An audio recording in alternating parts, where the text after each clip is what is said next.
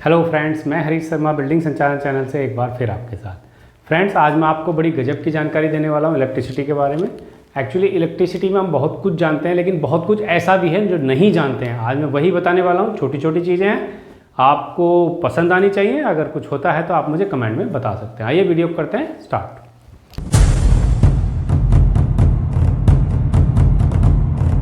देखिए, सबसे पहले है मैक्सिमम डिमांड। तो मैक्सिमम डिमांड तो नाम से ही जैसे पता चला, मैक्सिमम माने सबसे ज़्यादा और डिमांड माने मांग। अब इलेक्ट्रिसिटी में है तो इलेक्ट्रिसिटी में पावर की, तो इसको क्या है, power means kilowatt. Maximum demand हमेशा किलोवाट में होती है।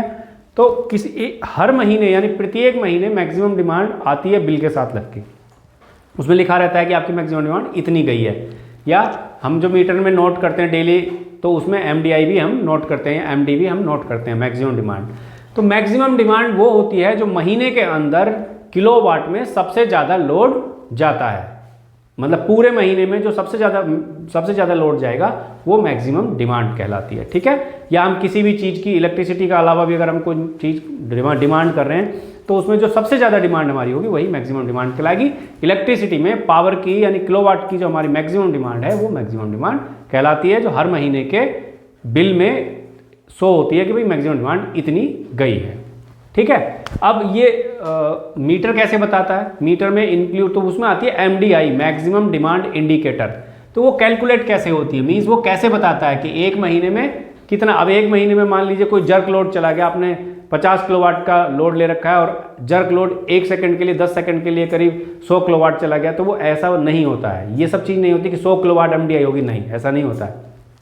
होता क्या है फ्रेंड, मान लीजिए एक महीने के अंदर 1 मंथ में, ठीक है, तो वो क्या करता है, हमारा मीटर जो उसमें लगा रहता है वो आधे घंटे में वो ये देखता रहता है कि हर आधे घंटे में कि कितना उसका मैक्सिमम लोड गया है, और उसको वो जोड़ करके कैसे मैं बताता हूँ। देखिए, ये समझ आएगा ऐसे। जैसे मान लीजिए 30 मिनट का वो करता है, मीटर हमारा 30 मिनट का कैलकुलेट करता है कि मैक्सिमम है। कैसे निकालते हैं? तो फ्रेंड 30 मिनट में क्या है, मान लीजिए 10 मिनट लोड चला है 10 किलोवाट, ठीक है। फिर 15 मिनट चला है 20 किलोवाट, ठीक है। और फिर 5 मिनट चला है 15 किलोवाट, ठीक है। इस तरीके से तो देखिए 15, 5 और 10, ये हो गए 15, 5, 20, 10, 30 मिनट हो गए भी। तो वो इस तरीके से नोट करा है। जरूरी नहीं है 10, 10, 5, 15 मिनट, 2 मिनट का भी हो सकता है, 1 मिनट का भी हो सकता है, 3 मिनट का भी हो सकता है। अगर लोड चेंज हो रहा है, अगर आधे घंटे तक सेम लोड चला है तो वो एक जगह होगा। अगर 3 बार लोड बदला है तो 3 बार होगा, और 30 बार बदला है तो 30 बार। तो इसको कैसे कैलकुलेट करेंगे MDI को? वो कैसे करता है मीटर? मीटर क्या करेगा, 10 मिनट चला है तो 10 इंटू कितना चला है, 10 किलोवाट, प्लस 15 मिनट चला है 20 किलोवाट, प्लस 5 मिनट चला है 15 किलोवाट, ठीक है। ऐसे करके जोड़ लेगा। मिनट तो ये 30 ही है, 10, 15, 5, 30 मिनट है। लेकिन 10 मिनट 10 किलोवाट चला है तो मल्टीप्लाई कर लेंगे, 15, 20 चला, मल्टीप्लाई कर लेंगे। डिवाइड बाय कितने मिनट है फ्रेंड, 30 मिनट। तो टोटल कितना हो गया, 10 250 प्लस 15 दूनी 30, 300 प्लस 15 पंजे 75, ठीक है। तो ये फ्रेंड हो गया आपका, जोड़ लेंगे 300 और 100 400 यानी बटे 30, और इसको कैलकुलेट करेंगे तो 475 डिवाइड बाई 30, ठीक है।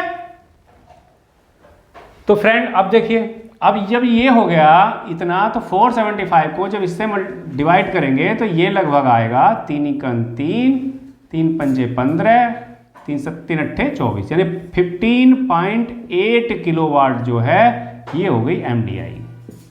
क्या हो गई, MDI। तो MDI जो किलोवाट में हो गई फ्रेंड वो 15.8, ना 15, ना 20, ना 10। तो कहने का मतलब ये है कि वो 30 मिनट का एवरेज निकाल के, और जब आपको मीटर शो करेगा कि 15.8 किलोवाट आपकी MDI गई है, इस तरीके से कैलकुलेट होती है। लेकिन फ्रेंड जैसे 11 kV के और 33 kV के मीटर होते हैं तो उसमें जो MDI शो होती इसी तरीके से है, लेकिन वो परसेंटेज में शो होती है। यहाँ एक्चुअल 15.8 किलोवाट मैंने निकाल दिए, लेकिन उसमें जो है परसेंटेज में शो होती है। ये आपको पता होना चाहिए, ठीक है फ्रेंड। इन टॉपिक्स में से किसी में भी अगर आपको ऐसा लगता है कि ये चीज़ मुझे क्लियरली समझ नहीं आई तो आप मुझे कमेंट कर सकते हो, मैं उस पर डीपली वीडियो आगे फर्दर बना दूंगा, ठीक है फ्रेंड। अब बात करते हैं connected load. Third, connected load क्या होता है, मान लीजिए कोई इंडस्ट्री है, उस इंडस्ट्री में 20 मोटर लगी हुई हैं, 10 ट्यूबलाइट लगी हुई हैं, फ्रिज लगा हुआ है, मीन्स जो इलेक्ट्रिसिटी कंज्यूम कर रहा है, वो जितनी भी इक्विपमेंट लगे हैं उन सब का फुल लोड जोड़ देते हैं, वो कहलाता है कनेक्टेड लोड। ठीक है, चाहे उसमें 10 इक्विपमेंट लगे, चाहे 20 लगे, चाहे 50 लगे, चाहे 100 लगे, वो सारा लोड जो भी इक्विपमेंट बिजली खर्च करता है और वो लगा है, तो उसका जितना भी फुल लोड है वो सब जोड़ लिया जाता है, वो कहलाता है कनेक्टेड लोड, और इसको भी हम किलोवाट में ही जोड़ते हैं। ठीक है, दूसरा होता है contract load. Friend, contract load वो होता है जैसे हमें क्या है, जो हमारा मैक्सिमम डिमांड है, मैक्सिमम डिमांड पर हम कभी भी वो नहीं लेते, कनेक्टेड लोड और मैक्सिमम डिमांड इन दोनों पर हम जो है कभी भी कनेक्शन नहीं लेते। मान लो हमें बिजली का कनेक्शन लेना है तो हमें पता तो दोनों का होना चाहिए, कनेक्टेड लोड कितना और मैक्सिमम डिमांड कितनी है, लेकिन हम कभी भी कनेक्टेड लोड, मान लीजिए कनेक्टेड लोड आया हमारा 100 किलोवाट, तो हम 100 किलोवाट का कनेक्शन नहीं लेते हैं। मैक्सिमम डिमांड हमारी मान लीजिए जर्क में गई 150 किलोवाट, तो उस पर भी नहीं लेते हैं। तो फ्रेंड, उस जो हम कनेक्शन लेते हैं जिस लोड पे, उसको कहते हैं कॉन्ट्रैक्ट लोड। क्या कहते हैं? Contract load.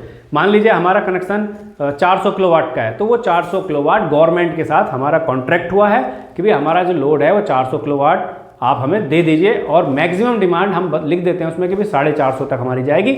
अगर 450 से ऊपर जाती है तो आप हमें पेनल्टी लगा सकते हैं। तो जो कॉन्ट्रैक्ट होता है गवर्नमेंट के साथ में जिस लोड पर, वो कहलाता है कॉन्ट्रैक्ट लोड। अगला फ्रेंड नेक्स्ट है 5 नंबर, डिमांड फैक्टर। अब ये डिमांड फैक्टर क्या होता है? डिमांड फैक्टर फ्रेंड होता है कि मैक्सिमम डिमांड कितनी है और कॉन्ट्रैक्ट लोड, इसका रेशियो। मतलब कहने का ये हुआ, अगर मैं इसे लिखूं तो मैक्सिमम डिमांड बटे कनेक्टेड लोड। ठीक है, अगर इसको मतलब मैक्सिमम डिमांड को कनेक्टेड लोड से डिवाइड कर दें तो वो आ जाएगा डिमांड फैक्टर। फैक्टर मीन्स गुणांक। तो कैसे निकालते हैं? मैक्सिमम डिमांड को कनेक्टेड लोड से भाग दे दीजिए, हो गया डिमांड फैक्टर। अब फ्रेंड आता है डायवर्सिटी फैक्टर। तो फ्रेंड डायवर्सिटी फैक्टर जो होता है, तो डायवर्सिटी फैक्टर निकालने के लिए फ्रेंड समझना पड़ेगा। जैसे देखिए, मान लीजिए ये यहाँ जनरेटर लगा है या सब स्टेशन है, ये कोई चीज़ है, ठीक है, जहाँ से इलेक्ट्रिसिटी आ रही है, और यहाँ से 3 आउटगोइंग है। ठीक है, ये आउटगोइंग है, ये आउटगोइंग है, ये आउटगोइंग 1, 2 और 3, और इनकमिंग ये है। ठीक है, तो अब देखिए इसमें क्या होगा, डायवर्सिटी फैक्टर निकालने के लिए जो इनकमिंग और जो आउटगोइंग है, इनकी जो मैक्सिमम डिमांड है, ठीक है, sum of individual maximum demand divide by main या सिस्टम की जो मैक्सिमम डिमांड है उससे। मीन्स अब इसकी जो मैक्सिमम डिमांड है, जैसे O1 की maximum demand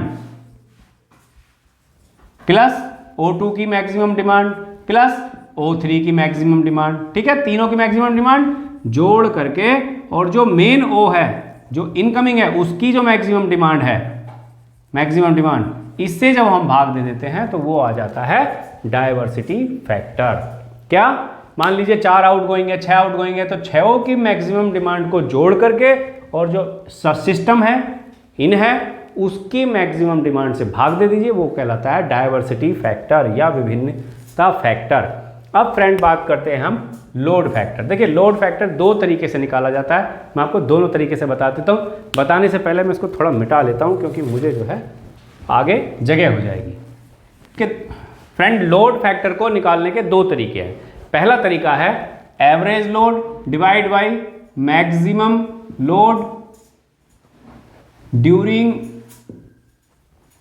a given period. Given period का मतलब है फ्रेंड कोई निश्चित समय, जैसे 1 महीना, 1 घंटा, 1 दिन, 24 घंटे, ऐसे। मान लीजिए कैसे निकालेंगे इसको? देखिए अब 1 दिन का आपको लोड फैक्टर निकालना है। 1 दिन का लोड फैक्टर निकालने का मतलब हो गया आपका 24 घंटे। तो आप हर घंटे रीडिंग लेते हो। अच्छा, लोड फैक्टर फ्रेंड ये फैक्टर है, तो इसको जो है हम किलोवाट में भी निकाल सकते हैं और एम्पियर में भी निकाल सकते हैं। तो हम देखिए, हम एम्पियर की बात करते हैं, करंट की, यानी हम हर घंटे रीडिंग लेते हैं, तो किलोवाट में भी लेते हैं और एम्पियर में भी लेते हैं। तो हम एम्पियर की बात कर लेते हैं। देखिए एवरेज लोड हर घंटे लेते हैं, तो 24 घंटे का यानी 1 दिन का निकालना है, तो यहाँ जो है 1 + 2 + 3 ऐसे 24 घंटे का एम्पियर जोड़ लेंगे। क्या कर दीजिए 24 से, ठीक है, 24 से भाग कर दिया, जो भी आएगा इसको जोड़ लीजिए, जोड़ के 24 से भाग कर दीजिए, वो आ गया एवरेज लोड, ठीक है। उस एवरेज लोड को डिवाइड कर दीजिए मैक्सिमम लोड से, ठीक है, जो 24 घंटे में मैक्सिमम लोड गया होगा उससे आप डिवाइड कर दीजिए, तो वो आ जाएगा आपका लोड फैक्टर, ठीक है, समझ गए फ्रेंड। 2400 घंटे का एवरेज लोड निकाल करके और उसको आप मैक्सिमम लोड 24 घंटे में जिस समय भी सबसे ज्यादा लोड गया हो उससे आपको भाग दे देना है, आ जाएगा लोड फैक्टर, ठीक है। इसको ये चीज ध्यान रखनी है कि अगर ये एम्पियर में ले रहे हो तो ये भी एम्पियर में होना चाहिए, क्योंकि 2400 घंटे की रीडिंग में देख लीजिए कि सबसे ज्यादा कौन से टाइम पे, मान लो 8, 9, 7, 6, 5, 4 और एक घंटे में कोई से टाइम पे 11 एम्पियर गया तो वो 11 नीचे आएगा, ठीक है, बाकी सबका योग करके 24 से भाग हो जाएगा। अगर किलोवाट में ले रहे हो तो ऊपर भी किलोवाट में होना चाहिए और नीचे भी किलोवाट में होना चाहिए, ठीक है। आइए अब मैं बताता हूं दूसरा तरीका।